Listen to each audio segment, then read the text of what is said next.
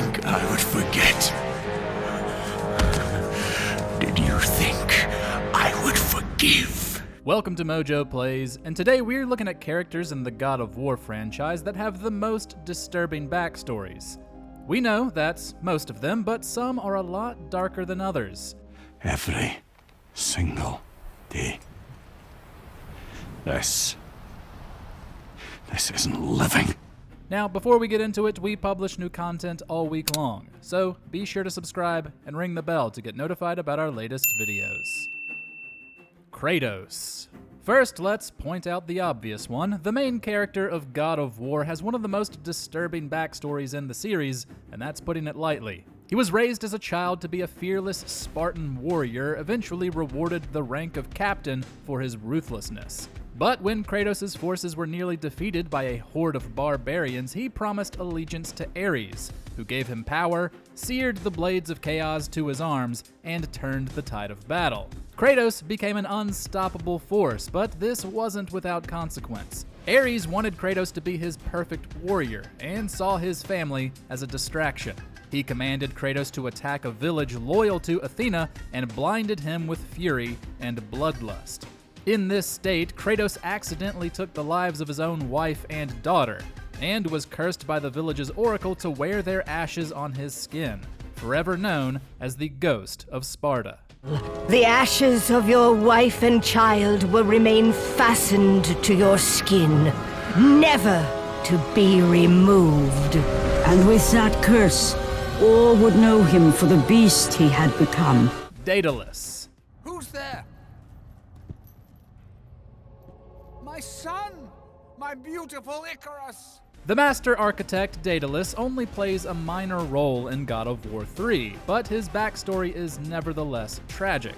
He was forced by Zeus to build the impressive labyrinth, which would hold Pandora at its center. According to the game, he spent around 4,600 days, or 12 and a half years, designing and building it, all while basically a prisoner of Zeus. Worse, Zeus promised the return of his son Icarus upon the labyrinth's completion. Of course, he never planned to keep this promise, and Kratos killed Icarus in God of War 2. Even when the labyrinth was completed, Datalus was chained inside his creation. There he waited until Kratos ventured inside, whose progression caused Datalus' own death. Baldur. I thought you'd be bigger. You're definitely the one. It's strange that Baldur is known as the god of light and peace, because that's definitely not the impression he gives in God of War. His mother, Freya, foresaw his needless death, and so placed a spell on him that could heal him from any wound.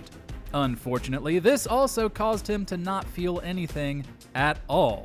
For an entire century, Baldur felt no pain, but he also couldn't taste, smell, or even feel a nice breeze.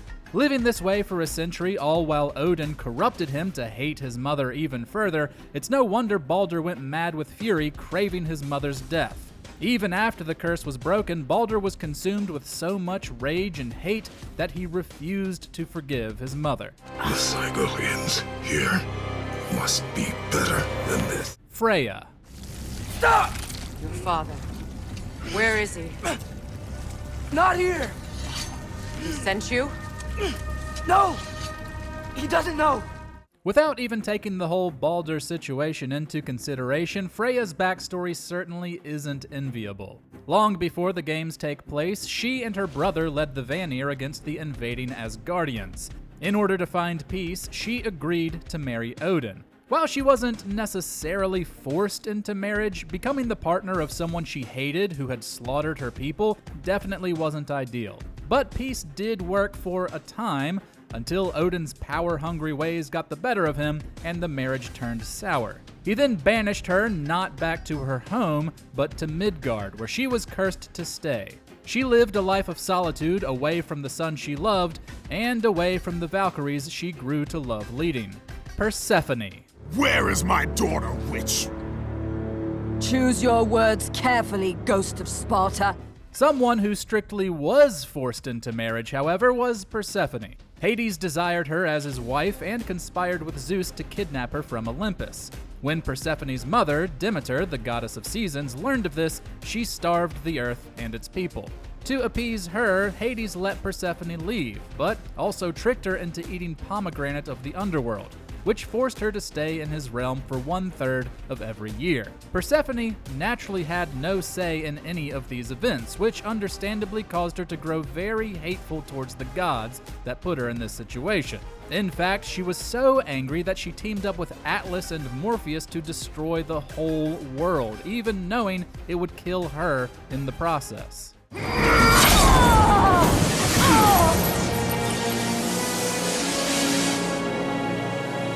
Your suffering will never end. Thor. Why are you here? Just being polite. Throughout the 2018 game, we hear horrible stories about Thor's rage and power, how he murdered countless giants at the command of Odin. When you meet him in Ragnarok, he's still an absolute powerhouse and seems to hold no remorse for his actions. This makes him a terrific antagonist and a driving force for the story. However, one of the game's key themes is growth and breaking cycles of violence. Odin treats Thor like a mindless tool to be used and manipulated, driving Thor into deep alcoholism and self-hatred. This adds a deeper layer to Thor's past, but even if this didn't exist, the slaughter and abuse he dished out would still make his backstory incredibly dark. I didn't want this. I did not want this. Heestus. Ghost of Sparta. It is you. Well. I thought Zeus would have killed you by now. I thought you would have escaped this cavern by now. Once a beloved and respected crafter, Heestus knows only pain and sorrow in God of War. The Smith god created Pandora's box and its human key, a daughter to him. However, after Kratos seized the box and used it to kill Ares in the original game, Zeus turned hateful towards Heestus. He savagely beat him, imprisoned him in the underworld, and stole his daughter Pandora, locking her away in Datalus' labyrinth. By the time we meet him in God of War 3, Heestus is a shell of his former self, still bearing marks of the abuse he endured from his father. Despite his current state being due to Zeus's villainy, Heestus resents Kratos as the one who caused his life to change. My beautiful Pandora. Please, spare her. Pandora. Mamir. The very topic of conversation. A tattooed man traveling with a child. Mamir once held the coveted position as Odin's most trusted advisor, and fully enjoyed the fruits of his labor. Of course, he didn't remain in the god's good graces. When Odin suspected Mamir of helping the giants during their conflict with the Aesir, he magically grafted Mimir's body to a tree, where he was unable to move or do much of anything, really. Worse, for 100 years, Odin would torture Mamir every single day. It's no wonder then that when Kratos and Atreus meet Mamir in the 2018 game, he asks them to cut off his head on the possibility that Freya will be able to revive him. This was never a guarantee, but he would rather risk it than remain in his current situation. Aye, brother. I'll be right by your side. So, what are your orders? Sigran. This Valkyrie queen left many of us feeling sour after multiple defeats in the 2018 game, but her backstory is remarkably sad. She was once the princess of a Midgardian kingdom. When a king from a different land named Helgi sought her hand in marriage, her father refused, knowing the king to be violent. She, unfortunately, fell for Helgi, who invaded her father's kingdom to take her hand by force, killing many, including Sigran's father and mother. When her brother slew this mad king, she placed a curse on him before learning what Helgi had done. With the death of her brother, she joined the Valkyries as a way to repent. But her sorrowful tale doesn't end there. When Freya was banished by Odin, Sigran took her place as the Valkyrie queen. Odin saw them only as servants and eventually cursed them all, driving them to violence and insanity.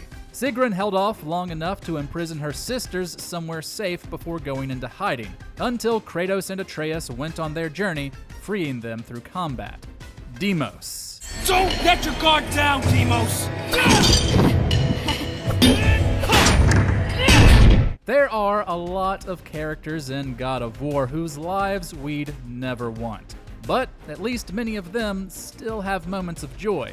Deemos, Kratos' brother, likely never got to experience this. He trained with his brother to be a Spartan warrior, but when Zeus learned of a prophecy of a marked warrior that would be Olympus' downfall, he sent Ares and Athena to kidnap Deemos as a young boy, presuming the birthmark on his face made him that future warrior. He would then spend his entire life being held captive and tortured by Thanatos, the god of death. There he remained, living a miserable existence until Kratos came to free him in Ghost of Sparta. Deemos barely got to live at all, and was killed in a confrontation with Thanatos soon after being freed. By the gods, what have I become? Death, the destroyer of worlds. Which of these characters do you think has the darkest history? And is there someone we left off? Share your thoughts in the comments.